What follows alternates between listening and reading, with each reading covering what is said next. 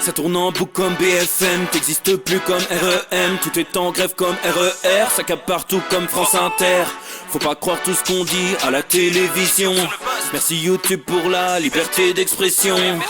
C'est pas la vérité absolue, c'est de l'info et de l'actu. Si t'as un doute sur le contenu, check les sources ou le nombre de vues. C'est pas la vérité absolue, c'est de l'info et de l'actu. Si t'as un doute sur le contenu, check les sources ou le nombre de vues. Calme-toi Dimitri, la force tranquille, ça tape dans le mille. De midi à minuit, dégomme les mensonges comme des quilles. Depuis qu'il y a des séances publiques, je veux plus au cirque mais à l'hémicycle. Scandale politique et médiatique, pour rien rater il faut que tu cliques.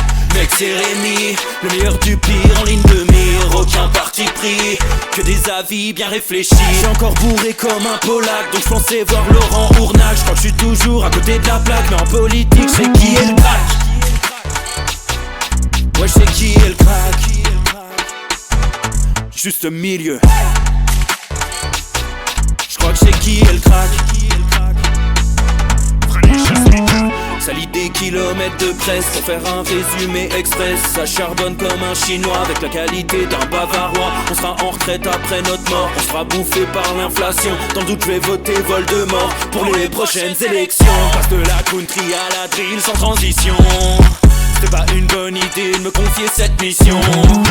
Si t'aimes pas, dégoûte pas les autres. C'est pas moi qui le dis, moi je suis le roi des pauvres. Pour réfléchir j'ai qu'un euro, mais au moins je tomberai pas dans la fraude. Je le prononce Fröhliches-Mittel, comme Angela Merkel. Désolé, je fais ce que je peux, je trouve ma répartie chez Lidl. Des enquêtes exceptionnelles, pas de langue de bois et de l'humour. La revue c'est juste mensuel, les vidéos c'est juste tous les jours. Ouais c'est juste tous les jours. Juste milieu. Regarde ça tous les jours. Juste milieu. Désolé pour mon manque de répartie. Je sais même pas ce que je débite. C'est dur la géopolitique. Ou un peu comme ma... République. Ma République, non? C'est dur la République quand même, non? Ouais? Non? Ah non, c'est mou, non? Ouais, les mecs se font chier, on dirait un peu. Ouais, c'est un peu mou. Enfin, ça dépend dans quel pays. Ouais. Bah, j'y connais pas grand chose, moi. Et c'est quoi une démocratie déjà ?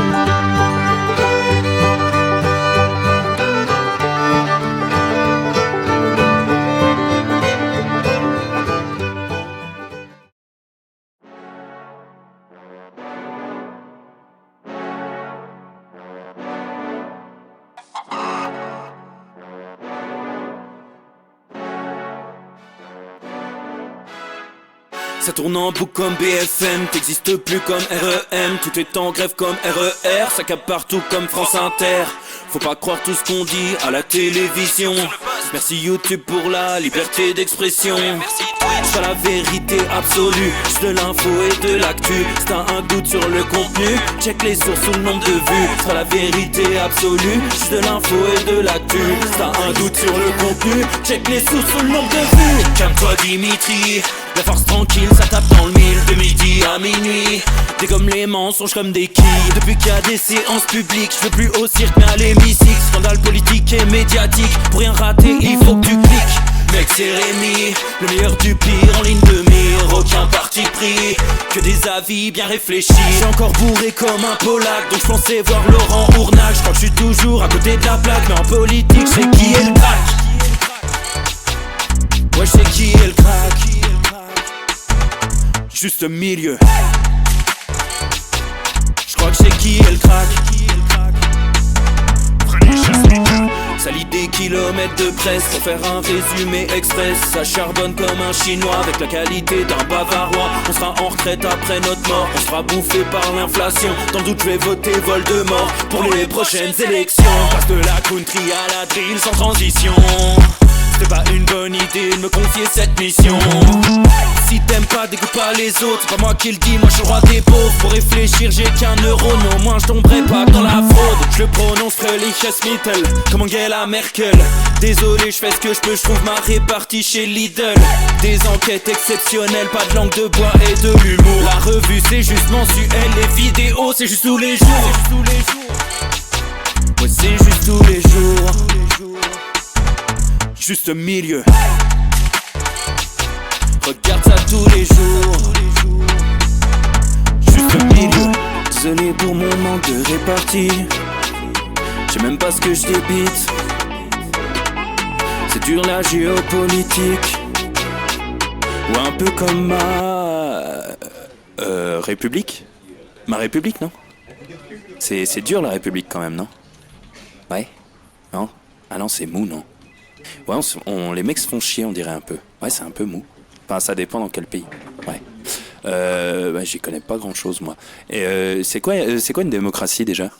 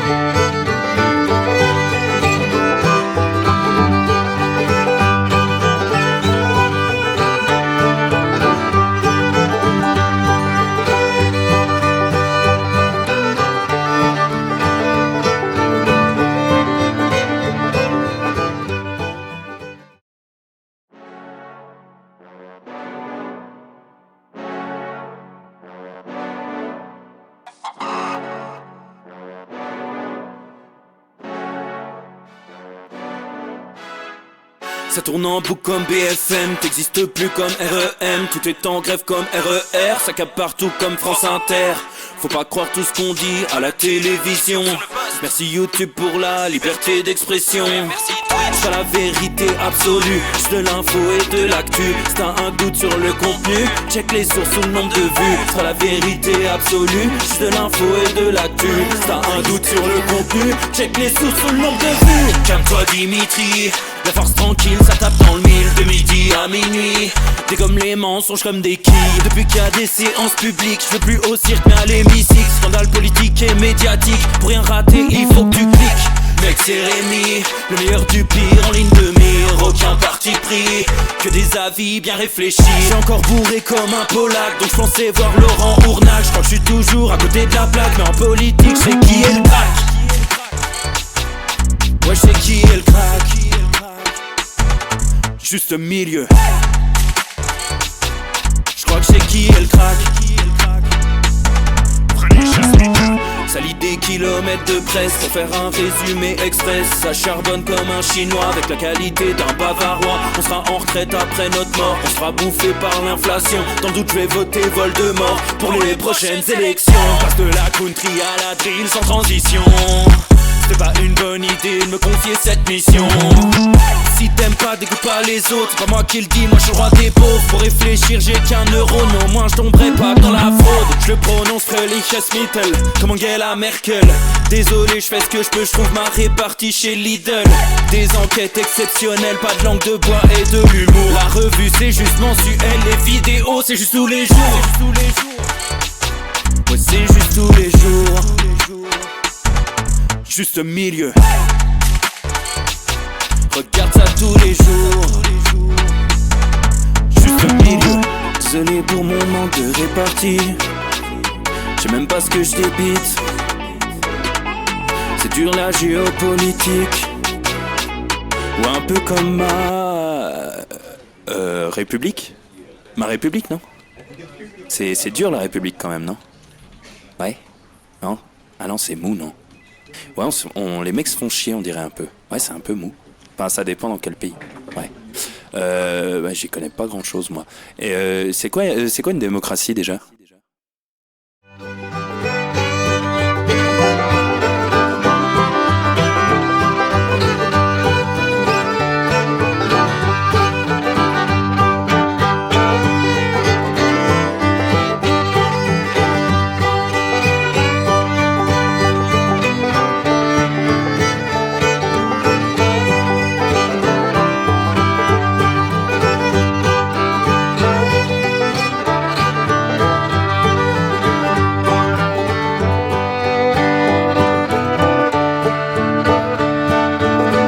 Et bonjour à tous, messieurs, dames, bonjour et bienvenue dans le Juste Bistrot. J'espère que vous allez bien, les amis, j'espère que vous êtes en forme. Voilà, jour 1 de la guerre. Non, je rigole. Non, on va tout de suite calmer tout le monde. On va pas faire peur aujourd'hui, on va pas... non. Vous connaissez la guinguette. On va analyser tout ça, bien évidemment, mais on va l'analyser sérieusement. On va pas faire là, ce qui s'est passé. Nos médias ont fait mais vraiment des dingueries depuis hier soir. C'est assez extraordinaire, les amis. Donc, très heureux de vous retrouver. Très heureux de vous retrouver pour faire le point sur tout ce qu'on vit là. On vit dans un monde... Ah, il n'y a plus de saison, On va revenir sur tout ça, évidemment. On va parler Disneyland aujourd'hui. Ah, là, vous me dites, merde, pourquoi? Vous allez voir, quelque chose de très intéressant et hautement symbolique de notre époque. On va parler de Claude Malhuret, le stand-upper sénile du Sénat. Et puis, bien sûr, Macron. Macron, hier, ne tombez pas dans le piège. Pas de panique à bord. Le fun et la vitesse d'abord. C'est les rats qui sont là pour nous. Ceux qui connaissent le générique, évidemment. Donc, vous connaissez la maison, on va regarder tout ça. J'ai hâte, en fait, de vous proposer ce petit débriefing de la séquence Macron d'hier soir, un peu à froid. C'était hier, vous le savez, j'aime bien être en retard. Prendre le temps de réfléchir. Alors là, il n'y a même pas 24 heures, c'est pas énorme non plus, mais on va bricoler. Il y a beaucoup de choses à dire et surtout, je crois que le plus important est de garder notre sang-froid et de voir ce que veulent dire ces déclarations complètement tarées, une fois de plus, de notre Jupiter national. Avant toute chose, je vois tout le monde qui s'installe confortablement. Est-ce que vous allez bien, les amis? Est-ce que ça va de votre côté? Est-ce qu'il fait beau? Là, Lausanne, il commence à faire pas mal. Ça bricole, il y a du soleil. Regarde, j'en ai oublié d'allumer le cactus. Regardez, mais voilà. Tu vois, ça commence comme ça et ça finit avec le néonazisme. Ça va vite, On sait pas. Et voilà, non mais voilà. Et là, avec le cactus, déjà, l'émission n'a plus du tout la même gueule. Déjà, ça, c'est beaucoup mieux. On a du vent chez Blueby 3. Dites-moi un peu où est-ce que vous habitez. Voilà, beau temps en Normandie, nous dit Chapitre. Voilà. Et en plus, c'est son premier message dans le chat. Bienvenue, camarade. Anarchy 08, 15 degrés, beaucoup de vent. Alors, apparemment, il y a du vent. Merde.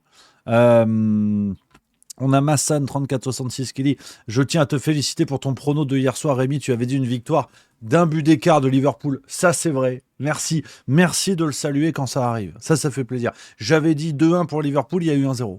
Donc, excusez-moi. Merci à Vilain Routier pour le subprime 15e mois. Merci beaucoup. Alors, d'ailleurs, petite parenthèse sur le foot. Vous le savez, je suis pas un grand fan de foot. Je suis pas le plus. Ça m'intéresse, mais je suis pas le plus dingue du truc.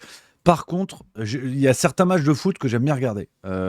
Des matchs un peu à enjeu, où il y a des duels un peu sympatoches. Hier, c'était le cas entre Paris, premier de Ligue 1, et Liverpool, premier de Première Ligue, en Ligue des Champions. Et franchement, j'ai regardé les 3 quarts du match. Je me suis régalé. Et vraiment, bravo au PSG. Bravo au PSG. Je trouve qu'a encore grimpé de niveau. Ils ont enlevé les starlets, ils ont enlevé les Mbappé, les je sais pas quoi et compagnie. Et ça joue très très bien. Franchement, ça joue très très bien. Je me suis régalé. Ils ont mis le bouillon à Liverpool tout le match. 27 tirs pour le PSG, 2 pour Liverpool. Le gardien de Liverpool a fait une performance extraordinaire. Alisson, déjà, il a un prénom de prostituée. Tu dis, tiens, c'est bizarre. Non, lui, ça n'a rien à voir. Il est gardien de football brésilien. C'était excellent match. Vraiment, c'était un chouette match de foot. J'ai hâte d'être au retour. C'est quoi? C'est mardi prochain, si je dis pas de conneries, à Liverpool cette fois. Vraiment un chouette match. Donc bravo au PSG. Bravo, voilà, c'est l'équipe française du moment. Alors oui, c'est détenu par le Qatar. Mais qu'est-ce que tu veux que je te dise? C'est la vie, c'est comme ça. Et franchement, bravo. Franchement, bravo. C'était un joli match. Et bon, bah, c'est encore Donnarumma, là, le pizzaiolo du PSG. Putain, il avait un arrêt à faire, il l'a pas fait, quoi. C'est quand même terrible, hein. Quand même terrible, mais bon, c'est facile de s'en prendre au gardien. Je sais ce que c'est. J'ai été gardien de but, de handball, pour le coup. Ah, c'est trop facile, hein. C'est trop facile. Quand j'étais nul, c'était pas moi, c'était l'équipe. Et quand j'étais bon, c'était moi. C'était que moi. Alors, je déconne. Donc voilà, non, il y a Joblack61 qui dit Mbappé ne te manque pas. Pas du tout. Je trouve que le PSG est meilleur que dans l'époque Starlet et tout, où ça allait recruter avec beaucoup de pognon des types qui mettaient pas un pied devant, ça servait juste à vendre des maillots. Là, c'est très bien. Là. Et le Géorgien, là, alors, on comprend pas son nom de famille. Kravaskelia, je sais pas quoi, mais il est fort. Il est très très fort. Et hier, il se fait refuser un but pour un talon. Nom de Dieu. Donc bravo à lui. Tu vois, ça, voilà, il tousse. Ça va? Attention, c'est le Covid, ça. Ça, c'est le Covid ou les Russes, hein. D'ailleurs, coronavirus russe. Si c'est pas un message. Salut. C'est pas le coronavirus si je devais l'incarner. Putain, mais ouais. Putain, mais t'es le sosie du coronavirus, Ouais, mec. Corona, free from desire. La la la la la. Allez. Ouais, pareil. Donc, les amis, voilà, bravo au PSG. C'est pas Stade 2, on va pas faire 3 heures là-dessus, mais je voulais en parler en attendant, bien sûr. Samedi, 15h15, Irlande-France, le duel. Alors là, je jette à la poubelle mes bouteilles de whisky si on perd, hein. Je le dis. Non, je déconne. Je l'ai fini peut-être avant. Mais non, là, j'ai la pression. Là, j'ai les chocottes, hein. Je vais pas vous mentir. Ces histoires de guerre mondiale, la Russie, je m'en cire complètement. Mais là, et si on peut gagner le tournoi Destination, ça me parle. Alors, demain, on en parlera un petit peu plus longuement. Vous le savez, c'est mon plaisir. C'est la fin de semaine, le vendredi, tout est permis. Je vous donnerai mon pronostic, mais en fait, j'en ai aucune idée. Je vais vous le dire tout de suite, j'en ai aucune idée. J'ai peur. En fait, j'ai peur. C'est juste, j'ai peur pour l'instant. Mon pronostic, j'ai peur. Là, on nous a remis Barassi au centre. Je l'aime bien, et Toulousain, mais pas. Équipe de France, ça marche pas. On nous a mis Ntamak. Alors, il est super, Ntamak. Il n'a pas joué depuis 5 semaines. J'y crois pas. Moi, j'y crois pas. Léo Barré en 15, Ramos en 10, on était très bien. On en reparlera demain. On en reparlera demain, les amis. Il y a Massan 3466 qui parle du scénario qui me fait le plus peur, et je suis d'accord avec ça, qui dit on va gagner samedi et on va perdre contre l'Écosse, je le sens venir. Alors ça, je m'arrache la burne si c'est ça. Parce que vraiment, si on bat l'Irlande, qu'on est en lice pour gagner le tournoi et qu'on se fait tabasser par l'Écosse à domicile, je vous jure, je deviens écossais. J'en ai rien à branler. Pendant une semaine, l'émission, elle s'appelle Le Juste Pub. Et vous m'appelez Rémi Macmilieu. J'en ai plus rien à branler. Je deviens Scottish. Parce que ça va m'énerver sinon. Donc, ce scénario, c'est le pire du monde. C'est le pire du monde. Mais bon, bref, on en reparlera demain un peu plus longuement, les amis. Sur le rugby, la blague, hein, la burne. Évidemment, une référence à Jean-Claude de Caméra Café pour ceux qui ont des références top niveau. Parce que j'aime la culture avant tout. Voilà. Ce qui me semble très important. Alors, les amis, on papote, on se détend, on rigole, c'est le plus important parce que vraiment, je vais longuement, très longuement insister sur ça aujourd'hui, les amis. Gardons le sourire, gardons la banane, gardons la pêche. On est en train de rentrer dans une fenêtre qui ressemble à celle du Covid. L'hystérisation des débats, la création de la peur artificielle, l'opposition violente des gens, pour ne pas voir que notre dirigeant autocratique est en train de faire n'importe quoi, de prétexter n'importe quoi pour faire passer des lois qui n'ont rien à voir. Donc, on garde la banane. Dans le Juste Bistrot, comptez pas sur moi, hein, pour faire chialer et faire peur aux gens. Tant qu'il n'y a pas un missile qui est tombé sur Châteauroux avec écrit « Welcome to Moscou », on est bien. Donc, tant que c'est que nos camés et nos déglingués du pouvoir qui jouent à la guerre, ça va. Tant que c'est Guénolé, Barbier et Attal, on est bon. Ça veut dire que c'est pas grave. T'inquiète pas. Donc voilà. À juste milieu, je vous dis, on passe en opération spéciale rigolade. On veut être vraiment le tampon pour que les gens viennent et comprennent qu'on se détend. On va pas se refaire un truc à tous se mettre sur la gueule pour des motifs, mais complètement dingues. On va un petit peu débriefer tout ça, évidemment, c'est le but de l'émission. Mais alors là, ça me rend taré. Donc voilà un petit peu les amis. Alors, on va commencer avec une actualité qui a rien à voir, oui et non, mais je voulais vous parler de ça. C'est à la fois anecdotique, mais à la fois hautement symbolique de ce dont on parle assez souvent en vérité.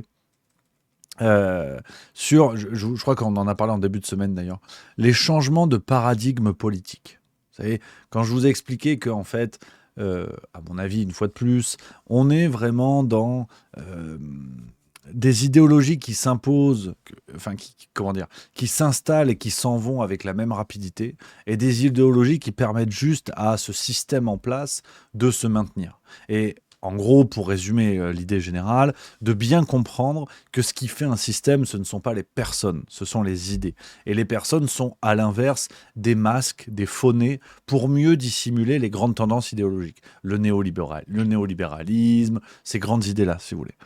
Donc, je vous l'avais dit avec Trump, on en a parlé avant même l'élection de Donald Trump, on voyait déjà des retournements de veste dans les grands médias américains, dans les grandes entreprises, ceux qui, par exemple des gens comme Jeff Bezos, qui crachaient à la gueule de Trump, qui finalement ont fait marche arrière en disant non mais il est pas si mal, et on voit que la réalité de terrain dans tout ça, c'est le billet vert, c'est le pognon, et que quand l'idéologie dominante ne l'est plus, ces plus fervents défenseurs sont prêts à retourner leur veste à la seconde où une autre idéologie prend le pas. Et aujourd'hui, ce qui est très intéressant, et sans grandiloquence, sans faire du Macron, nous sommes en plein changement idéologique. Et c'est assez passionnant parce que l'histoire s'écrit.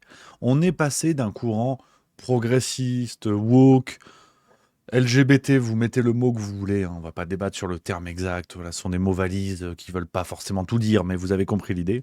On est passé de ça à l'inverse, simplement avec l'élection de Donald Trump. Et donc on voit le billet vert qui retourne sa veste, on voit les actionnaires, les grands investisseurs, les patrons de presse, les patrons de médias, avec un autre paradigme qui s'installe. Et l'exemple le plus parlant, s'il y avait vraiment une entreprise qui est le symbole de ces élites bourgeoises, de ces grands capitaines d'industrie qui sont prêts à tout pour être dans le sens du vent et pour que le business continue. Queen chantait The Show Must Go On, là c'est The Pognon Must Go On, c'est Disney. Disney, alors on refait l'histoire. On avait fait un dossier dans Juste Mensuel sur Disney, d'ailleurs les amis, ça vous intéresse, rédigé par votre serviteur. Je m'étais régalé justement à montrer ça. Les retournements permanents de veste de Disney, qui est en vérité le mégaphone du pouvoir américain, le mégaphone de soft power, c'est-à-dire la capacité des États-Unis à diffuser leurs idées. Et Disney est ultra soumis à ça, et c'est assez passionnant. C'est assez passionnant. On le sait, Disney, par exemple, à un moment donné, il y avait des dessins animés pour dénoncer le communisme. On se rappelle d'un dessin animé au début de la Seconde Guerre mondiale, où je crois que c'était Picsou expliquait qu'il fallait payer ses impôts et qu'être un bon Américain, c'était payer ses impôts. Enfin bref, Disney a toujours été le porte-voix du pouvoir américain. Et là, regardez ce à quoi nous avons eu droit. C'est tombé, c'est BFM qu'on a parlé aujourd'hui à 14h31, très exactement. Regardez-moi ça. Comme de pas. Alors là, comme par hasard. Alors là, quand il y a du pognon à se faire, gagné ou perdu, Disney introduit un personnage chrétien pratiquant, une première depuis 20 ans. Oh, comme c'est bizarre. Terminé les personnages aux cheveux bleus, terminé les personnages mi-garçon, mi-table basse, mi-molette. On a désormais le retour des personnages catholiques chez Disney, des personnages chrétiens. Oh, comme c'est bizarre. Comme c'est bizarre. Donc, sans jouer au Nostradamus à 2 balles, les amis, mais c'est exactement ce qu'on pouvait préfigurer, ce que je vous avais dit, on en avait discuté tous ensemble, de bien comprendre que le problème est là. Ça n'est pas un problème de personne. Donald Trump est l'incarnation d'un courant idéologique dominant. Ça peut être lui, ça peut être n'importe qui. Et ne pensez pas que ces idées que l'on diffuse sont des idées qui tombent du ciel. sont pas comme ça, un jour on a décidé que finalement le wokisme c'était terminé. Ces idées-là s'imposent à nous, et c'est cynique ce que je vous dis, assez triste, mais ces idées-là s'imposent à nous parce que ce sont des courants dominants qui sont porteurs sur le plan financier, sur le plan politique et tutti quanti. Donc, c'est comme aujourd'hui, ce que je m'arrache à vous dire depuis des semaines, c'est comme aujourd'hui quand on parle des nouveaux leaders politiques patriotes, vous savez, qui nous disent on va lutter contre l'immigration, on va faire ça et tout. Alors je vais pas en remettre une à Knafo, mais vous savez qu'elle est dans la liste évidemment. Bardella, c'est pareil et tout ça. Ces gens-là sont imposés pour incarner ce changement de paradigme, mais quand vous creusez derrière, ce sont les mêmes qui sont aux manettes, ce sont les mêmes qui en profitent, et le véritable projet politique reste le même qu'avec Macron, par exemple, qui est un projet néolibéral, ultra-capitaliste, tout ce que vous voulez. Et donc, Disney est vraiment l'huile essentielle de cette capacité du système à changer de visage immédiatement pour coller au sens du vent. Je voulais vous parler de ça, j'ai vu ça m'a fait marrer, cet après-midi, parce que c'est vraiment... Mais l'exemple parfait, en fait, qui nous permet de comprendre que nous avons un choix à faire. Soit nous sommes ennemis de ces tendances à croire qu'elles s'imposent à nous, et puis on s'y accroche, et puis on va se bagarrer avec ceux qui ne sont pas d'accord avec nous. Soit on prend du recul, et on comprend que nous ne sommes pas acteurs dans le choix de ces tendances, et qu'on nous les impose. Et c'est toute la définition du soft power. Et que les États-Unis aujourd'hui sont une sorte d'usine à idéologie qui nous envoie tout ça dans la gueule. Et nous, comme des abrutis, on est là à se battre en disant ouais, mais les woke c'est des vilains, ouais, mais les extrêmes droites c'est des vilains. Mais en fait, c'est pas vous qui choisissez. Vous êtes en train de défendre des causes qui ne vous appartiennent pas et qu'on vous a mises dans la bouche simplement pour détourner votre attention et faire en sorte que vous vous mettiez sur la gueule entre vous et que vous ne regardiez pas plus haut. Donc voilà. Je vous parle de ça, on en parle souvent, mais je trouvais que comme introduction, c'était pas mal. Je pense que je suis pas proctologue, mais je trouvais que c'était pas mal. On enchaîne. Alors lui, il nous fait mal au cul, il n'est pas proctologue non plus. Claude Maluret. Alors Claude Maluret, vous le savez, qui est un peu le Palpatine du Bon Coin du côté du Sénat français, qui est un sénateur pro-Macron, pro-Bayrou, pro casse-couille en vérité, et qui est une sorte de personnage, alors je parle pas de l'humain une fois de plus, qui est sûrement très sympathique, mais qui a cette capacité à être sorti du formol dès qu'il faut défendre une cause à la con. Et l'avantage de Claude Maluret, c'est que il a le sens du bon mot. Tu sais, il fait des blagues en fait. Il va au Sénat, c'est un peu le Sénat Comedy Club. Tu sais. Salut, moi c'est Claude. Alors qui est venu en couple ce soir? Voilà, Claude c'est un peu ça. L'autre, c'est un peu ça, il fait des blagues et ils sont contents. Et ça les fait marrer. Et après, tous les journalistes pro-Macron et tout, enfin, tous les journalistes, et ils disent ah, vous avez vu Claude Maluret, putain, il va pas avec le dos de la cuillère. Et voilà, ça c'était au Sénat le 4. Et regardez, le Maluret Comedy Club, il est là. L'Europe est à un tournant critique de son histoire. Le bouclier américain se dérobe, l'Ukraine risque d'être abandonnée, la Russie renforcée. Washington est devenu la cour de Néron, un empereur incendiaire, des courtisans soumis et un bouffon sous kétamine chargé de l'épuration de la fonction publique. C'est un drame pour le monde libre, mais c'est d'abord un drame pour les États-Unis. Le message de Trump est que rien ne sert d'être son allié puisqu'il ne vous défendra pas, qu'il vous imposera plus de droits de douane qu'à ses ennemis et vous menacera de s'emparer de vos territoires tout en soutenant les dictatures qui vous envahissent. Le roi du deal est en train de montrer ce qu'est l'art du deal à plat ventre. Il pense qu'il va intimider la Chine en se couchant devant Poutine, mais Xi Jinping, devant un tel naufrage, est sans doute en train d'accélérer les préparatifs de l'invasion de Taïwan. Jamais dans l'histoire, un président des États-Unis n'a capitulé devant l'ennemi. Jamais aucun n'a soutenu un agresseur contre un allié. Jamais aucun n'a piétiné la Constitution américaine, pris autant de décrets illégaux, révoqué les juges qui pourraient l'en empêcher, limogé d'un coup l'état-major militaire, affaibli tous les contre-pouvoirs et pris le contrôle des réseaux sociaux. Ce n'est pas une dérive illibérale, c'est un début de confiscation de la démocratie. Rappelons-nous qu'il n'a fallu qu'1 mois, 3 semaines et 2 jours pour mettre à bas la République de Weimar et sa Constitution. J'ai confiance dans la solidité de la démocratie américaine et le pays proteste déjà. Mais en 1 mois, Trump a fait plus de mal à l'Amérique qu'en 4 ans de sa dernière présidence. Nous étions en guerre contre un dictateur nous nous battons désormais contre un dictateur soutenu par un traître. Il y a 8 jours, au moment même où Trump passait la main dans le dos de Macron à la Maison-Blanche, les États-Unis votaient à l'ONU avec la Russie et la Corée du Nord contre les Européens réclamant le départ des troupes russes. 2 jours plus tard, dans le bureau ovale, le planqué du service militaire donnait des leçons de morale et de stratégie au héros de guerre Zelensky avant de le congédier comme un palefrenier en lui ordonnant de se soumettre ou de se démettre.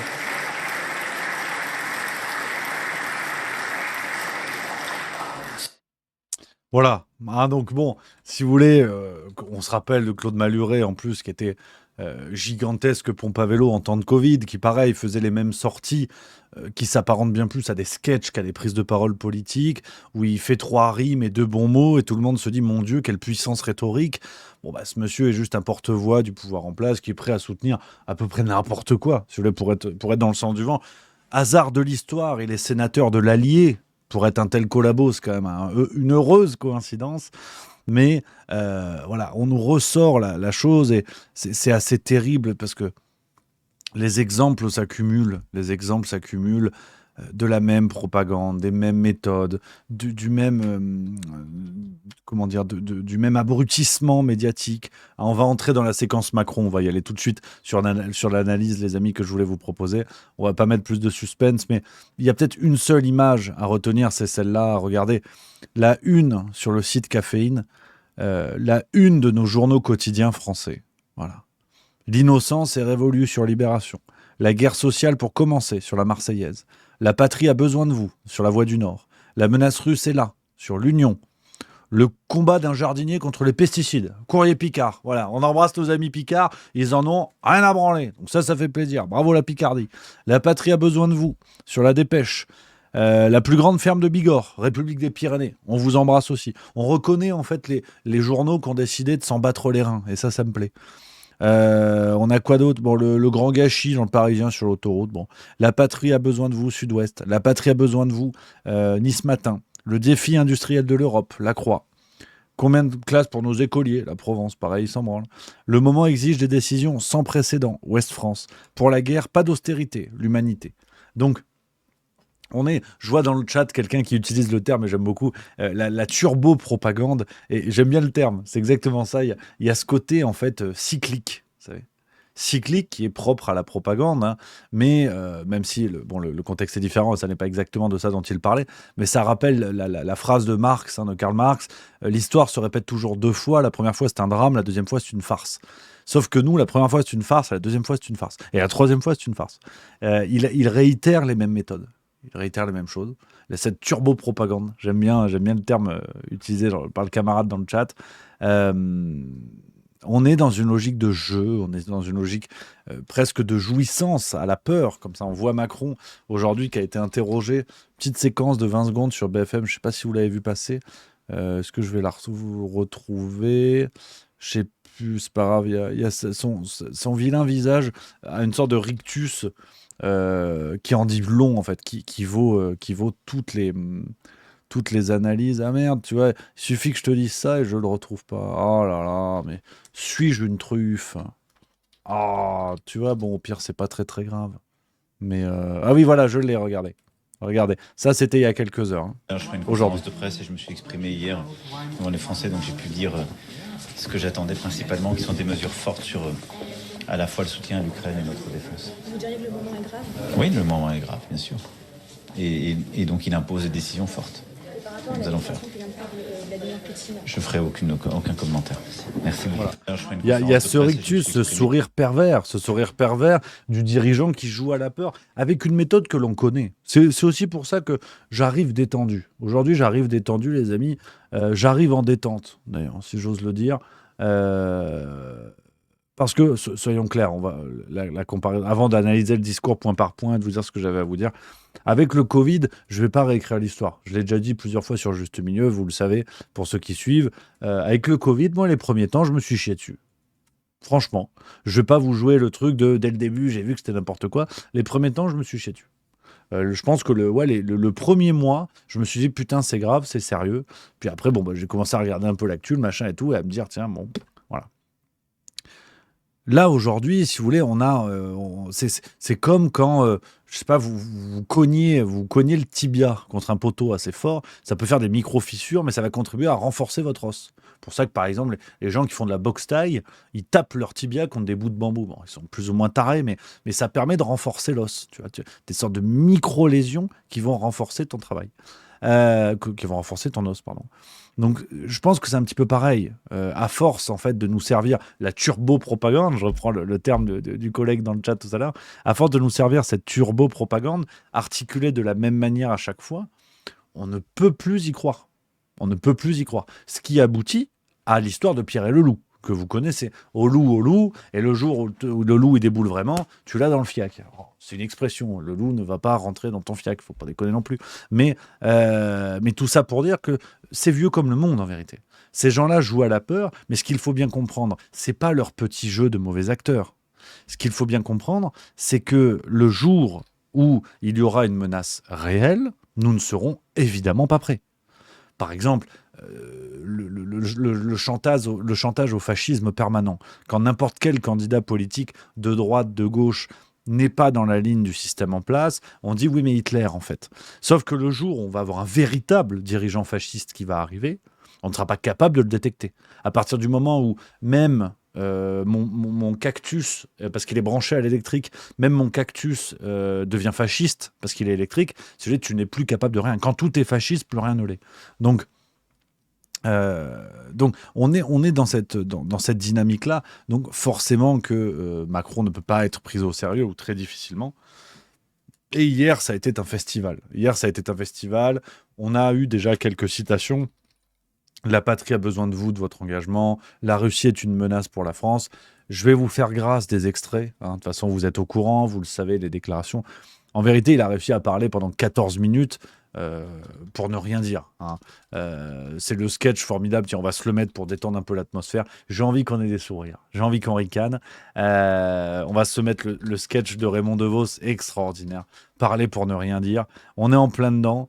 Je vous avais dit, je veux qu'on ait la banane, c'est ce qu'on va faire. Raymond DeVos, parler pour ne rien. On pourrait ne regarder que ça. On pourrait ne regarder que ça parce que ça résume tellement la situation. En tout cas, la situation médiatique, la situation sur la forme. Alors, on va rentrer un petit peu sur le fond petit à petit. Je vous l'ai montré, dans les médias, ça a été un festival. Ça a été un festival, ne serait-ce que sur les unes de nos journaux régionaux, comme je vous ai montré. Dans les journaux nationaux, j'ai une petite sélection des gourmands, une sorte de café gourmand pour vous. Alors, je ne vous montre pas les articles, vous regarderez si vous voulez. Le Figaro du 6 mars, page 2. Voilà, je vous donne les références, j'ai noté ça ce matin. Le retour en première ligne du chef de l'État. Donc, on nous ressort le Macron militaire en première ligne. Donc, on rappelle que toutes les lignes qu'a pu rencontrer Emmanuel Macron ont fini dans ses narines. L'opinion du 6 mars, page 2. Emmanuel Macron a retrouvé sa place au centre du jeu, chef de l'État et surtout des armées. On rappelle quand même que, pour la blague, le général Pierre de Villiers avait été donc le frérot de monsieur de Villiers, comment il s'appelle, Philippe, de monsieur Philippe. Son frérot Pierre de Villiers, qui était général en chef des armées à l'intronisation de Macron en 2017, avait été viré manu militari par Macron pour avoir demandé un investissement dans l'armée française de 800 milliards d'euros. Je crois que c'était une somme conséquente, si je ne dis pas de bêtises. Je vais vérifier.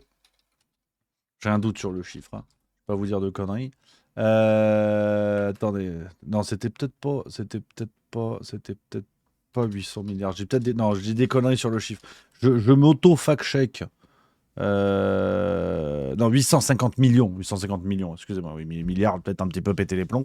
Pierre de Villiers avait demandé un investissement de 850 millions. Il avait été viré manu militari pour cette demande, en tout cas, ce fut la raison officielle. Et tout cela avec Emmanuel Macron qui n'eut pas accepté à l'époque de se faire dicter ce qu'il avait à faire. Résultat, aujourd'hui, il faut investir 90 milliards dans l'armée française. Donc non seulement il avait raison, et il s'est fait défoncer pour avoir eu raison trop tôt. Donc ça, c'est pour l'anecdote. Quand on nous explique que Macron joue au chef des armées, Macron joue surtout au chef des armées qui n'a pas suivi ce qu'on lui avait dit de faire, et qui fait exactement la même chose. Donc pour vous dire le niveau de pompe à vélo du bonhomme. Mais à la limite, c'est autre chose. Dans Le Parisien, du 6 mars, on a page 4. Emmanuel Macron s'est vêtu d'un complet noir, comme s'il portait le deuil du monde d'avant. Voilà, hein, toujours plus. Les séquences journalistiques, on pourrait passer l'émission à faire ça. Je suis obligé de vous diffuser ça parce que, à la fois, bon, je sais que c'est insupportable, mais à la fois, ça m'excite. Il y a un côté se faire titiller l'anus, tu vois. C'est une chronique de Patrick Cohen. Tu vois, tout le monde trouve ça chelou, mais quand tu regardes, tu dis « Ah, ouais, c'est chelou ». Donc voilà, une chronique de Patrick Cohen, finalement, c'est comme se ranger un taille-crayon dans le fion. C'est pénible, mais ça peut en intéresser certains. Donc nous, on est obligé de regarder. On est obligé de regarder. Patrick, il a fait sa chronique, et comme c'est la vérité, je suis obligé de vous le diffuser. Donc c'est un peu voilà, de l'huile essentielle de journalisme de cours, de propagande médiatique. On est en plein dedans. Écoutez, l'allocution d'Emmanuel Macron, 15 minutes, et des propos assez inquiétants sur la menace russe. Oui, plus qu'inquiétant. C'était une allocution aussi dense que grave et patriotique, avec une dimension que...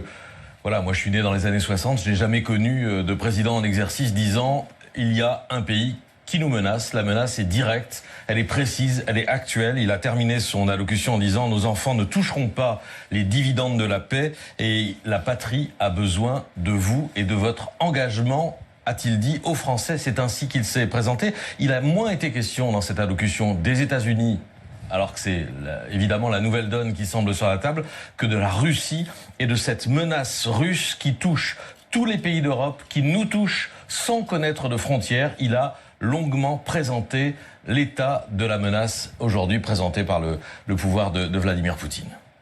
Cette agressivité ne semble pas connaître de frontières. Et la Russie, dans le même temps, continue de se réarmer, dépensant plus de 40% de son budget à cette fin. D'ici 2030, elle prévoit d'encore accroître son armée, d'avoir 300 000 soldats supplémentaires, 3 000 chars, 300 avions de chasse de plus. Qui peut donc croire, dans ce contexte, que la Russie d'aujourd'hui s'arrêtera à l'Ukraine ? Voilà l'avertissement solennel lancé par le président de la République. Il a évidemment parlé d'un chemin de paix pour l'Ukraine en insistant sur le fait que face à cette situation, la France et l'Europe et les nations européennes ne pouvaient pas rester spectateurs. Rester spectateurs serait une folie. Il a évoqué l'éventualité du déploiement de forces européennes en Ukraine, qui ne seraient pas combattantes, qui ne seraient pas placées en première ligne. Et en tout cas, il a annoncé la réunion la semaine prochaine à Paris des chefs d'état-major des pays prêts à s'engager militairement en Ukraine. D'ici là, un sommet européen demain avec, a-t-il dit, des éléments décisifs et notamment ce qu'il considère comme le lancement d'une véritable Europe de la défense. C'est le deuxième extrait. L'Europe de la défense que nous défendons depuis 8 ans devient donc une réalité. Cela veut dire des pays européens davantage prêts à se défendre et à se protéger, qui produisent ensemble les équipements dont ils ont besoin sur leur sol, qui sont prêts à davantage coopérer, à réduire leur dépendance à l'égard du reste du monde. Et c'est une bonne chose. Il a annoncé aussi, comme ça avait été déjà annoncé, confirmé l'ouverture d'un débat stratégique sur l'utilisation de notre dissuasion nucléaire pour la protection de nos alliés européens, même si la décision reste entre les mains du président de la République. Il ne faut céder à aucun excès, a conclu le chef de l'État, ni celui des va-t-en-guerre, ni l'excès des défaitistes. Voilà l'essentiel de l'allocution du président Macron, qui a annoncé évidemment des investissements militaires supplémentaires et avec des choix qui seront à faire compte tenu du fait que les impôts ne seront pas augmentés. Et un rappel à certains partis politiques français qui minimisent la réalité, la gravité de la menace russe. Oui, c'était le sens du débat qui a eu lieu lundi à l'Assemblée nationale. Sans union nationale. C'est un peu pénible, c'est un petit peu pénible. C'est quoi ? C'est comme disait, je vais voler une blague à Pierre Desproges, je ne sais plus comment, ce qu'il avait dit, une séquence de Patrick Cohen, alors ça il l'avait pas dit, mais c'est comme se masturber avec une râpe à fromage, beaucoup d'efforts pour peu de résultats. Je crois que c'est Pierre Desproges qui avait dit ça. Et c'est vrai que c'est beaucoup mieux que mon histoire de taille-crayon dans la trousse. Là c'est beaucoup mieux. Voilà, Pierre Desproges, magnifique, qu'on embrasse également. là-haut, évidemment. Donc, vous voyez, hein, vraiment l'alarmisme de nos journalistes de plateau, l'air grave. Ils ont la mine grave. Hein. T'as vu, ils ont la mine grave. Hein. Là, ça rigole pas. Hein. Ça, il a dit, ça fait peur. Et là, ils ont tous peur. Alors, on va pas jouer sur la peur, évidemment, vous connaissez la maison, c'est pas ça. Surtout qu'il faut rappeler une chose, les amis, pour comprendre pourquoi nous assistons à un théâtre à ciel ouvert, vraiment à ciel ouvert. Avant de rentrer dans des détails peut-être un petit peu plus techniques, de vous expliquer pourquoi, pour moi, tout ça est le faux-nez d'un problème qui n'a rien à voir avec l'Ukraine, c'est que nos journalistes, nos gouvernants, nos politiciens qui arrivent la mine grave en nous disant c'est la guerre, on va faire la guerre, la patrie a besoin de vous. Alors déjà, première petite parenthèse, c'est marrant parce que être patriote, ça dérange toute l'année, sauf quand Macron déboule et te dit on va faire la guerre. C'est sortir dans la rue avec un drapeau français, tu te fais arrêter, factuellement d'ailleurs, hein, on se rappelle le mouvement des camions de la liberté là. Par contre, faut drapeau français pour aller se faire crever en Ukraine. C'est le patriotisme par balle, en fait. Tu as le droit d'être patriote quand on te dit d'aller te faire crever. Par contre, le reste, non, un drapeau à ta fenêtre, t'es complètement taré. Donc, pour la parenthèse, hein, sur l'analyse du discours. Mais tout ça pour vous dire que tous nos collaborationnistes là, de plateau et politiques et compagnie oublient peut-être un détail, mais vraiment léger, un espuma de détails. J'ai faim, donc je parle nourriture. Une crème, une réduction de détails. Donc c'est vraiment pas beaucoup. C'est juste que tous ces gens-là, et Macron en première ligne, nous préparent à la guerre qui pique, la guerre avec des gros fusils. Sauf que Zelensky est en train de travailler à la paix. Ouais, Zelensky a envoyé une lettre, il y a moins de 48 heures à Donald Trump. C'est la RTS qui nous dit ça, média suisse. Il propose une trêve dans le ciel et en mer. Je vous lis ce que dit la RTS. Volodymyr Zelensky a proposé mardi une trêve dans le ciel et en mer en vue d'obtenir une paix durable. Le président ukrainien s'est aussi déclaré prêt à travailler sous l'autorité de Donald Trump dans ce but. Un espuma de détails. Je vous l'ai dit, c'est pas grand-chose. Franchement, un détaillouné. Mais Macron est en train de nous réarmer et de faire la guerre pour un conflit qui est en train de s'arrêter. Donc c'est vraiment, tu sais, quand tu as bagarre générale dans un match de rugby, c'est le numéro 15, qui est souvent le moins gaulé, qui déboule, putain. Sauf que la bagarre, elle est finie avec 15 minutes. En fait. Donc remets tes crampons et retourne te placer au fond du terrain. C'est vraiment le petit excité qui veut prendre part à un conflit, à une bagarre qui est terminée. Alors, après, on va avoir des détails géopolitiques. Tout ça n'est pas réglé. Je ne vous dis pas que la paix est signée, qu'on soit bien d'accord. Il y a des pourparlers. Sauf que, de gré ou de force, l'Ukraine ne peut plus lutter. Il ne peut plus y avoir, entre guillemets, de combat si les Américains suspendent leur aide militaire, ce qui est le cas actuellement. Comment l'Ukraine va faire ? Donc, Macron, déjà, sur le plan, si on considère qu'il est sérieux dans le côté militaire, ce que Macron veut faire, c'est perpétuer la guerre. C'est pas défendre qui, en fait. Défendre qui, pourquoi ? Donc, non seulement ils sont en train de préparer les esprits à un conflit qui est en train de s'arrêter, et en plus, leur volonté est de prolonger une guerre. Donc, de créer davantage de morts. Pour savoir à peu près qui nous avons au-dessus de nous. Que tout le monde soit bien raccord là-dessus. Et ça n'est pas une question de parti politique. Bien évidemment que j'urine sur tous les partis politiques français et étrangers qui ne disent pas ce que je vous dis là, qui n'encouragent pas à la paix.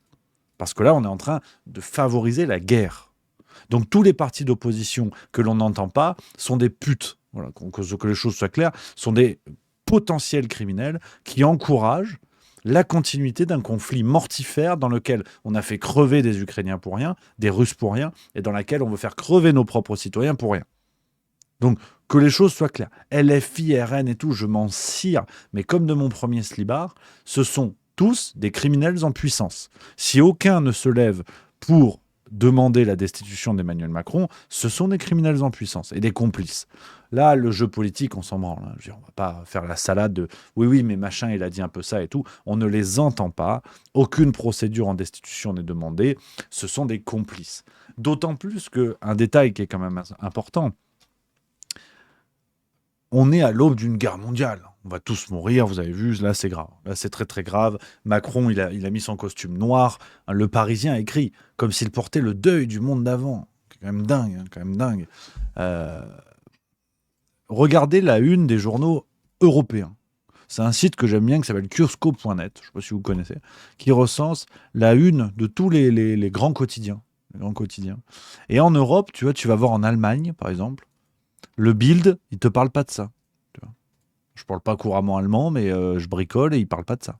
Tu vois. Die Welt, il te parle des accords politiques avec l'AfD. Tu vois. Alors après, tu peux naviguer, hein, tu peux aller voir en Espagne, chez nos amis espagnols. El País, il te parle pas de ça. Il te parle de la gestion de l'immigration en Catalogne. Il te parle un petit peu de l'UE, de la décision de l'UE, mais pas de la France, tu vois, sur le contexte de l'Ukraine. Et ça fait pas la une. La Vanguardia, c'est pareil, tu vois. Il te parle un peu de Trump, il te parle pas de Macron. On peut aller voir dans d'autres pays, si vous voulez aller en Italie, par exemple, tu vois. En Italie, la Corriere della Sera, il parle du réarmement, le gouvernement freine, tu vois. C'est marrant parce que c'est une guerre mondiale qui ne concerne que l'Élysée et BFM TV. Parce que je ne suis pas l'expert du siècle, on est d'accord. Hein. Mais quand tu as une guerre mondiale, généralement, les journaux en parlent. Tu vois, tu peux aller voir au Royaume-Uni. Je vous les passe, tu vois. Même le Guardian, tu vois. Les Américains stoppent le partage d'intelligence, donc le partage d'informations avec Kiev pour mettre la pression à Zelensky. Personne ne te parle de guerre mondiale. Bon, on peut les faire. Je prends le temps à le faire pour bien vous montrer qu'en France, on est dans une bulle informationnelle qui favorise le pouvoir d'un dictateur. En tout cas, d'un président au comportement autoritaire. On est dans une guerre mondiale qui ne concerne que la France. Regardez, on peut naviguer, hein, on peut aller en Suisse, si vous voulez, ou au Portugal, chez nos amis portugais. Je ne parle pas portugais, mais tu vois, ils ne te parlent pas de ça. Ils te parlent des élections chez nos amis portugais. Tu vois, il y a un monsieur, je ne sais pas qui c'est ce monsieur, il ne te parle pas de Macron. Elle est où la guerre mondiale ? On peut aller en Grèce, si vous voulez. Alors, je parle encore moins grec. D'ailleurs, que Kiosco non plus. Ils n'ont pas les unes de la Grèce. En Suisse, tiens, je parle suisse, tu vois. 24 heures. Un Vaudois se fait pirater son compte CFF et perd 1200 francs. Ils en ont rien à branler, la Suisse. Le temps. Ils parlent du cancer, ils parlent de l'automobile. Ils en ont rien à branler. Alors, je ne vais pas faire ça toute la journée, les amis. Mais vous avez compris l'idée que là, je vous fais la démonstration d'une bulle informationnelle dans laquelle nous sommes. Où on fait croire des choses. S'il y avait une guerre mondiale, je pense qu'on peut tous être d'accord, indépendamment de nos points de vue et de nos idées, on peut tous être d'accord que ça ferait la une de tous les journaux du monde. Eh ben non. Il n'y a que en France qu'on a des journalistes comme ça. Macron, il a dit, la patrie a besoin de vous. C'est la guerre. Oh, frère. Tu vas à Madrid, ils sont là. Paella tacos, on est bien, tu vois. C'est quoi cette guerre mondiale où quand tu vas en Italie, tout le monde est là, penne carbonara, qu'est-ce qui se passe ? Ça sent pas la Kalachnikov en Italie. On n'est pas en train d'acheter des Rangers aux Pays-Bas. Il n'y a que en France où c'est la guerre. Donc arrêtons d'accepter de nous faire enfler comme ça. C'est pour ça que je ne veux même pas analyser le discours d'Emmanuel Macron. C'est une bulle. Nous sommes entrés dans un État qui est sous bulle. Nous sommes sous cloche. Pour que les gens restent dans une forme d'hystérie permanente, de sidération permanente. Mais respirez, les gars. On respire. Respirez. Allez dans la forêt, allez dans la nature. Si vous habitez en ville, vous allez dans un square, vous allez au bar, prenez un café avec vos copains, vous allez voir des copains, allez voir votre mamie, allez voir votre cousine, allez voir vos amis, allez voir votre gonzesse, votre copain, vos gosses. Mais respirez, là. On respire. Ça n'existe pas une guerre mondiale qui ne concerne que le 16e arrondissement. Ça n'existe pas. Donc arrêtons de prendre les gens pour des abrutis. Dites-vous que pendant le Covid, ce que je vous dis là, je n'aurais pas pu le dire. Parce que pour le coup, tous les pays parlaient du Covid. Mais là, on a un cocaïnomane, à en croire l'accusation d'une députée RN qui n'a toujours pas été attaquée pour diffamation. Je le redis, je me cache derrière ses propos. On a un cocaïnomane au pouvoir dont les agissements parfaitement instables ont été surnommés par nos médias le « en même temps », qui est le nom poli des agissements d'un monsieur parfaitement instable. On a quelqu'un comme ça qui est au pouvoir, dont l'instabilité, dont les erreurs, dont le bilan, plus que catastrophique, ne peut même plus être caché. Et nous, on est là, et on nous dit « Ah oui, mais la guerre. Ah oui, mais la guerre. » Et on le croit, et on le prend au sérieux. Arrêtons 30 minutes. Même 1 minute. Même 12 secondes. C'est pas sérieux. C'est pour ça que le discours, si vous voulez, de Macron, je m'en fous complètement. Le plus intéressant, ce sont les réactions. L'étude de cette bulle informationnelle, de cette bulle autoritaire dans laquelle on nous plonge, qui est l'apanage de toute bonne dictature.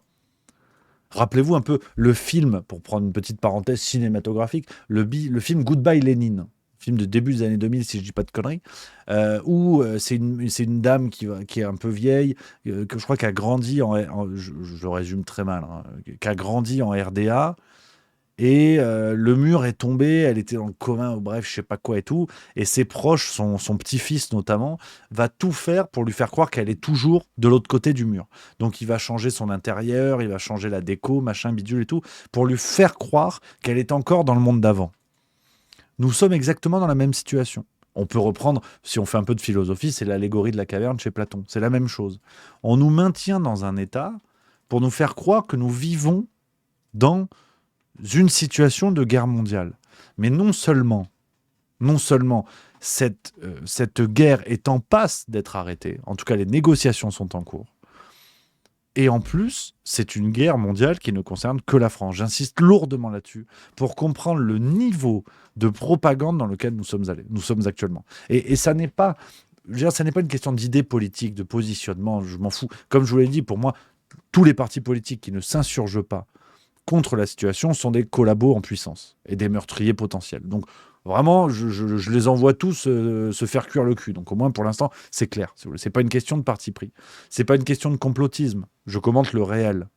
Si les autres journaux de nos pays voisins n'en parlent pas, c'est que soit ils ont un rapport très détendu à la guerre mondiale, soit on nous prend pour des buses. Et personnellement, j'ai choisi mon option. Donc regardons cette bulle pour ce qu'elle est en fait. Cette capacité du système à nous expliquer, et on peut aussi parler de ça, parce que vraiment l'analyse, elle peut durer pendant des heures, hein. On rappelle que la Russie, c'est un pays qui devait tomber lors de la contre-offensive ukrainienne à l'été 2023. La contre-offensive, ça fait 14 fois qu'il doit y avoir une contre-offensive. Bref, l'armée russe, c'est une armée qui utilisait des puces de réfrigérateur pour faire des armes. Et c'était une armée affaiblie au possible, une armée à genoux, comme l'économie russe d'ailleurs. Et c'est cette armée à genoux que Kiev devait vaincre en une après-midi, qui finalement va envahir l'Union européenne. Mais sérieusement, qui peut y croire ? Je respecte les opinions de tout le monde. Ceux qui ont voté Macron et tout, il n'y a pas de problème. Mais qui peut y croire à ça ? On a une armée qui devait nous mettre une branlée, qui devait prendre une branlée, et finalement, on ne sait pas pourquoi, mais Poutine, il a prévu d'envahir Concarneau, et que dans une semaine, ça s'appelle Bretagne-Grade. À mon avis, les Bretons, ils lâcheront pas comme ça. Ce sera Concarneau-Grade, Eck. Ils mettront quand même un Eck. Les Bretons, on peut leur faire confiance. Mais on se fout de la gueule de qui ? Et on peut tirer l'analyse jusqu'au bout. On nous parle de réarmement. L'Union européenne a annoncé un plan de 800 milliards d'euros pour inciter les pays de l'Union européenne à acheter des armes. Mais à votre avis, on va les acheter où, les armes ? On va les acheter au Tadjikistan ? On va les acheter au Congo ? Une grande partie va être achetée aux États-Unis. Donc, on nous prend vraiment pour des cons, et aujourd'hui, avec une facilité qui me sidère. Avec le Covid, tu avais la peur, la maladie, le machin, bidule et tout. Mais là, ça ne tient même plus. C'est vraiment... peut-être t'y crois plus. Tu vois, Camping 3. Ah, Patrick Chirac, il a un peu du bide. La danse des tongs, ça va. Le Benko, on a compris. Ça marche plus. Tu vas te dire, ah non. Ah, c'est bon, c'est dommage. T'y crois plus. Les Tuches 5. Tu vois. Ouais, bon, ils sont en Angleterre, bon, des frites, on a compris, tu vois. Bon, ben là, la guerre en Ukraine. Ils sont acculés. Donc, ils disent n'importe quoi, mais avec vraiment une aisance à nous prendre pour des buses qui est sidérante. Donc, on continue un petit peu, les amis, parce que je vous ai dit tout à l'heure que je pissais au cul de bon nombre de partis d'opposition, pour ne pas dire tous, et je prendrai un véritable plaisir à chaque fois à mettre en avant la parole de ceux qui ont osé dire quelque chose d'autre. Et je pense à Hervé Morin, qui s'est fait entendre, ancien ministre de la Défense, qui a dit ceci, c'était sur BFM hier, bravo à lui. Oui, le discours sur le fond inutilement inquiétant et excessivement inquiétant. Aller dire que la menace aux frontières, c'est la menace russe, c'est une menace. Voilà, ce qu'il a dit sur les interventions russes, sur nos réseaux, etc., tout ça est juste. De là à dire que les Russes sont aux frontières de la France, pardon, ils sont même pas capables d'écraser les Ukrainiens. Alors, considérer qu'ils seraient capables d'écraser l'ensemble du bloc occidental, ça n'existe pas, cette histoire. La menace russe, elle existe à travers l'arme atomique, notamment l'arme atomique de champ de bataille, puisqu'on dispose. Mais aller dire que les Russes peuvent arriver aux frontières, j'allais dire même de l'Allemagne, tout ça est faux. Et c'est excessivement inquiétant, comme s'ils voulaient dramatiser à des fins quasiment de politique nationale. C'est le sentiment que ça donne. Comme d'aller raconter 100 milliards au budget de la défense. Enfin, je vous rappelle qu'en pleine guerre froide, on n'a jamais mis 5% du PIB dans la défense du pays. Et je vous rappelle qu'on est pas... Mais 100 milliards, c'est pas 5%. Si, c'est moins. 5%. Si, C'est un peu plus, en plus. C'est un peu plus. Ah bon, il a dit ouais, c'est ça, doublé d'ici 2030. Donc ça ferait 100 milliards, 100 qu'on a milliards, 50 c'est à milliards 4%. aujourd'hui. 100 milliards, c'est à 4%. Pas 5. 4, bon, Oui, 4 et demi. Non, mais c'est parce qu'il y a Voilà, donc, bon, Hervé Morin, que pas forcément, enfin, je trouve que l'argumentaire derrière d'expliquer que la Russie ne pourrait pas nous envahir parce qu'elle n'est pas capable de battre les Ukrainiens, je suis pas certain de l'argument, mais ça a le mérite au moins d'apporter une certaine dissonance avec le discours que l'on entend depuis hier. Donc, bravo à Hervé Morin, et je saluerai tous les politiciens, quel que soit le bord, on s'en fout, qui auront une parole dissonante. Pour l'instant, on n'a que des pompes à vélo. Donc ça, si vous voulez, c'est pour l'analyse en fait de cette bulle autoritaire dans laquelle nous sommes. Mais rien n'arrive sans rien. Rien n'arrive sans cause. Alors pourquoi on nous raconte n'importe quoi sur une guerre qui est en passe d'être terminée, avec des enjeux financiers qui, si vous voulez, qui ne sont même pas crédibles par rapport à l'armement? Pour moi, une grande partie ira aux États-Unis. On prend par exemple le cas des avions de chasse F-35, qui sont des avions américains. Pour continuer sur ce point-là et tenter de vous démontrer pourquoi la question du réarmement de l'Union européenne est une supercherie géopolitique, vous avez beaucoup de pays européens qui ont acheté des avions de chasse américains, les F-35, notamment la Pologne par exemple. Des avions qu'on a donnés à l'Ukraine, que certains pays européens ont donnés à l'Ukraine. Les F-35 sont opérés par des services américains. C'est-à-dire que si vous vous faites plaisir, c'est votre anniversaire, vous avez 44 ans, vous achetez un joli F-35 à mettre dans le jardin. Bon, il arrive, il est tout neuf, il est impeccable, t'as les manettes, hop, Top Gun, Maverick, on est bien. Sauf qu'un jour, il y a une pièce qui pète. Durite. Dommage, la tuile. T'as durite, pour la changer, il faut la commander aux États-Unis. Si par exemple, sur ton service d'appareillage, ton service électronique, il y a une mise à jour ou il y a un dysfonctionnement, eh bien, il faut aller voir des services américains pour le réparer. Donc, quand tu achètes un F-35, ton lien de dépendance n'est pas juste au moment du chèque. Il est sur toute l'opération de ton avion, sur tout le suivi mécanique, logiciel et compagnie. Tout le service après-vente, si tu veux, ça reste américain. Donc, si un jour tu vas acheter ton micro-ondes chez Darty, que tu t'engueules avec tout Darty. Vraiment, tous les gens de Darty, ils t'en veulent. Bon, tu rentres chez toi, tu as ton micro-ondes. Mais le jour où il marche plus le micro-ondes et que Darty, ils veulent pas te recevoir, bah, tu l'as dans le cul, ton micro-ondes. Et je peux te dire que ça doit faire mal. Donc il ne faut pas oublier ça, les amis. Sur les questions de maintenance et typiquement sur les avions de chasse, on a des liens de dépendance qu'on ne mesure même pas. Donc, non seulement dans ces 800 milliards, on va acheter une grande partie aux Américains, ce qui ne fera que renforcer notre lien de dépendance que nous avons aussi pour les questions de maintenance. Donc, pour dire à quel point tout ça, c'est n'importe quoi. Mais revenons à la France. Pourquoi Macron nous fait ça? Pourquoi ce genre de délire à se prendre comme ça pour un chef de guerre avec tout ce que je vous ai dit, qui est n'importe quoi, évidemment? Parce que là, j'aimerais, pour une fois, parce qu'on se fout de ma gueule sur mes pronos sportifs, a raison. Mais j'aimerais que pour une fois, on dise Rémi, le Nostradamus de l'actualité. Nostradamilieu. Désormais, je veux qu'on m'appelle comme ça. Je viendrai en toge demain. Parce que, qu'est-ce que je vous ai dit hier? Je vous ai dit, Macron va faire des annonces pour préparer les esprits à la repousse de l'âge de la réforme, enfin de l'âge de départ à la retraite. On nous a dit dans l'opinion hier que Macron regardait du côté du Danemark. Le Danemark qui, à l'horizon 2040, va mettre l'âge de départ à la retraite à 70 ans. Et qu'est-ce qu'on lit dans le Figaro du 6 mars? Je cite. Macron cite volontiers l'exemple du Danemark qui projette de reporter l'âge de la retraite à 70 ans à l'horizon 2040 tout en augmentant fortement ses dépenses militaires. Oh, comme c'est bizarre. Et en plus, il nous l'a dit. Il va falloir 90 milliards pour le budget de la défense. On n'a jamais fait ça. 90 milliards. Donc forcément, il faut les shipper ailleurs, c'est logique. Hein, il faut les shipper ailleurs. Eh bien, on va les prendre sur les dépenses sociales. Ben oui, et on va pas augmenter les impôts. Ben comment qu'on fait alors? Ben pour économiser dans les dépenses sociales, ben tu repousses l'âge de départ à la retraite. Oh, comme c'est trop bizarre. Donc, on va créer la peur. Il l'a dit, il va falloir des efforts. Les prochaines générations ne profiteront pas des bénéfices de la paix ou je sais pas quoi, je sais pas ce qu'il a dit, des dividendes de la paix ou j'en sais rien. Ah ben non, tu m'étonnes. Tu m'étonnes. Donc, on voit en plus à quel point cette instrumentalisation ne dit pas son nom pour des raisons parfaitement imaginables.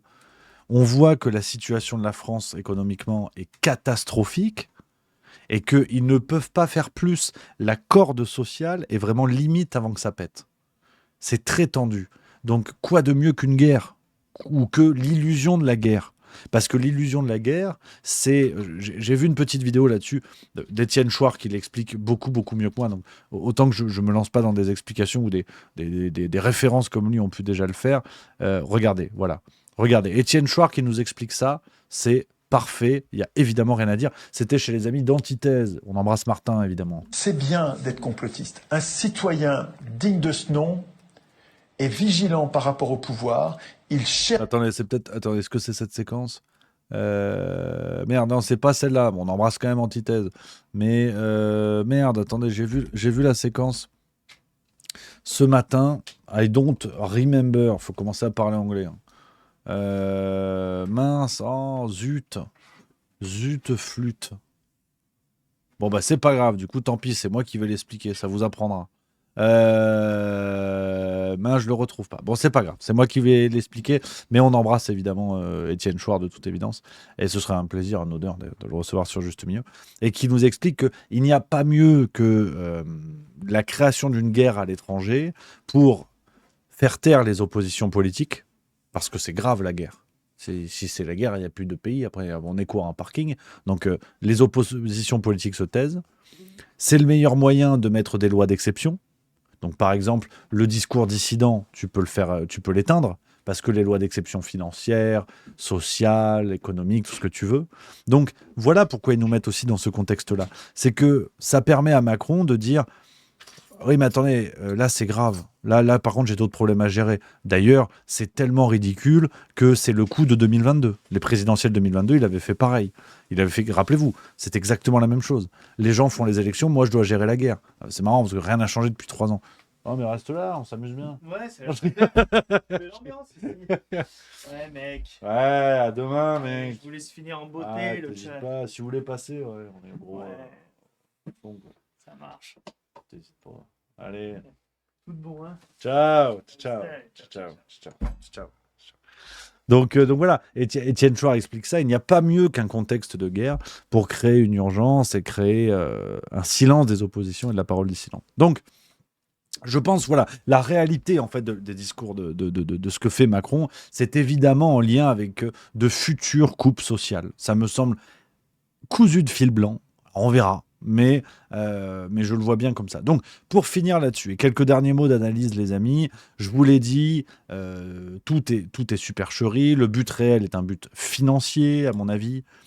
Et on a déjà vu, en fait, sortir du bois tous les collabos. Alors, je vous passe, pêle-mêle, il y a eu quelques séquences. Par exemple, Aurore Lalucq, députée européenne, coprésidente du parti Place Publique, donc avec Glucksmann. Donc déjà, ça en dit long.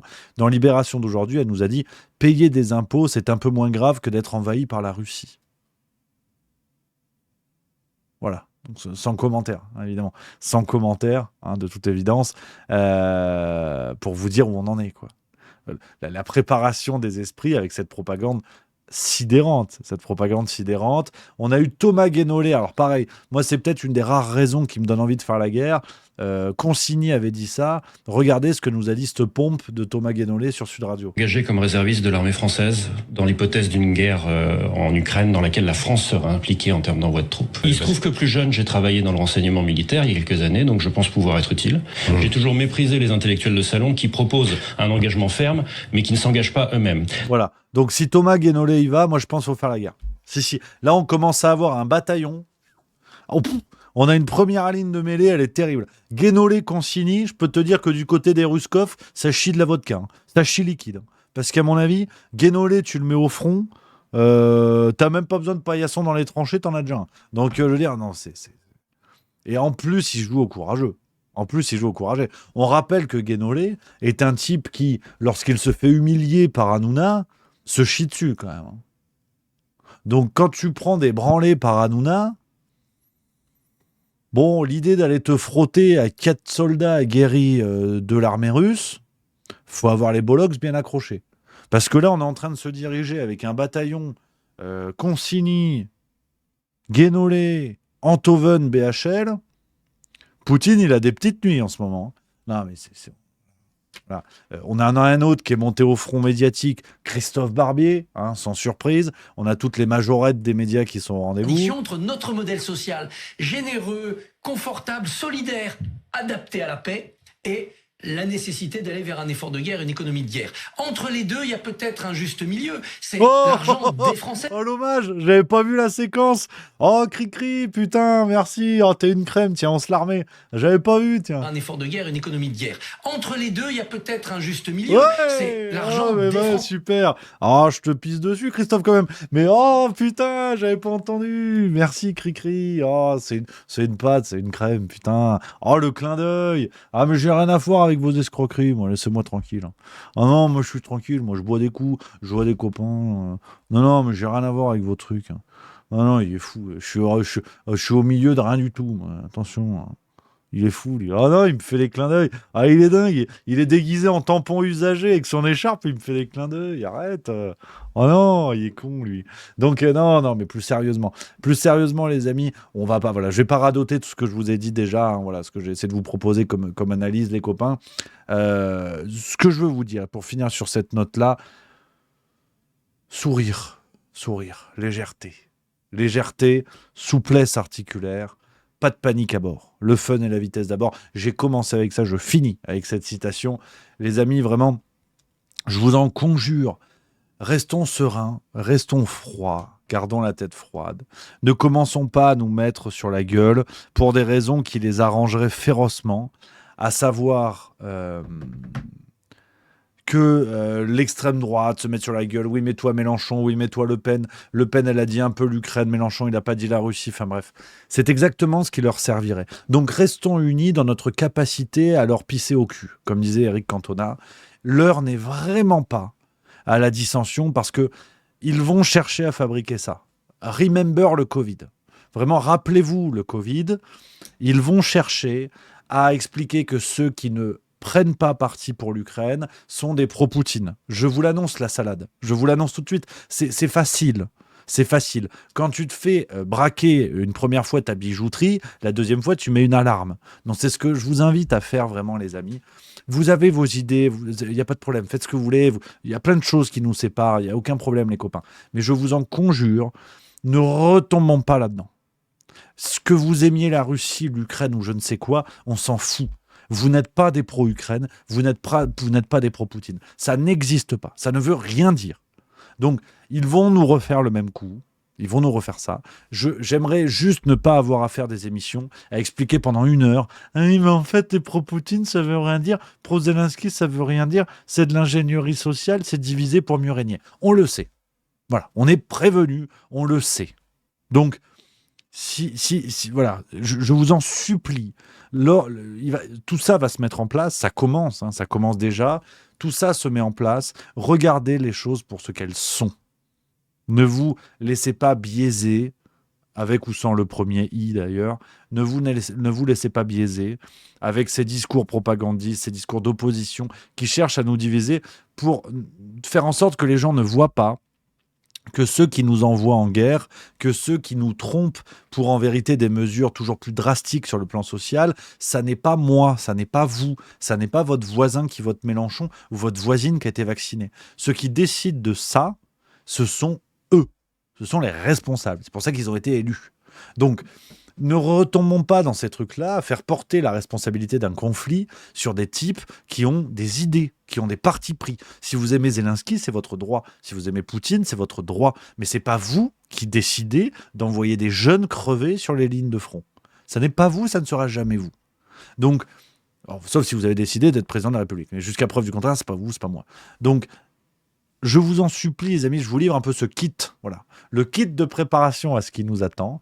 Soyons un peu dans le survivalisme intellectuel. Le vent va souffler fort, mais l'avantage, c'est qu'on sait déjà ce qu'ils vont faire. Tu vois, j'aimerais que le 15 de France de rugby ait le plan des Irlandais pour savoir comment on va les battre. Nous, on a un avantage, c'est qu'on sait comment on va les battre. On va les battre en restant unis et en ne cédant pas à leur technique, à leur manipulation d'ingénierie sociale. Il ne faut pas céder à tout ça. Voilà, les amis, ce que je voulais vous dire. Pour finir là-dessus, le plus important pour moi, c'est ça. Gardez la banane. Gardez la banane. On est ensemble, on papote, on discute. On est en désaccord sur plein de choses, mais on n'a aucune raison de se détester, de se mettre sur la gueule. C'est précisément ce qu'ils recherchent. Donc, serein. Serein, ce soir on se met du jazz, vous m'écoutez Grégory Porter, c'est super Grégory Porter, il a fait une reprise, tiens, je vais vous donner une petite musique, je peux pas la diffuser parce que sinon je me fais engueuler par Twitch, je sais pas quoi, je vous mets une petite musique, vous allez me l'écouter, elle est sympa comme tout, regarde, bouge pas, attends, je cherche sur mon téléphone, j'écoute ça en ce moment, c'est chouette, j'adore. Grégory Porter, qui est un des meilleurs jazzman actuellement, je le trouve super, et il a fait un duo avec Till Brauner, c'est un trompettiste. Il fait de la trompette. Vous m'écoutez Stand By Me. Donc, vous connaissez Stand By Me. Grégory Porter et Till Brauner. Attends, je vais vous envoyer. Regardez. Stand By Me, Porter, Brauner. Voilà. Et ils font un duo. C'est une version un peu sympatoche de Stand By Me. Avec un coup de trompette. Ça nous change un peu le tempo. C'est sympa comme tout. Ce soir, vous m'écoutez ça avec une bonne bière, avec un jus de fruits, une tisane. Vous buvez ce que vous voulez.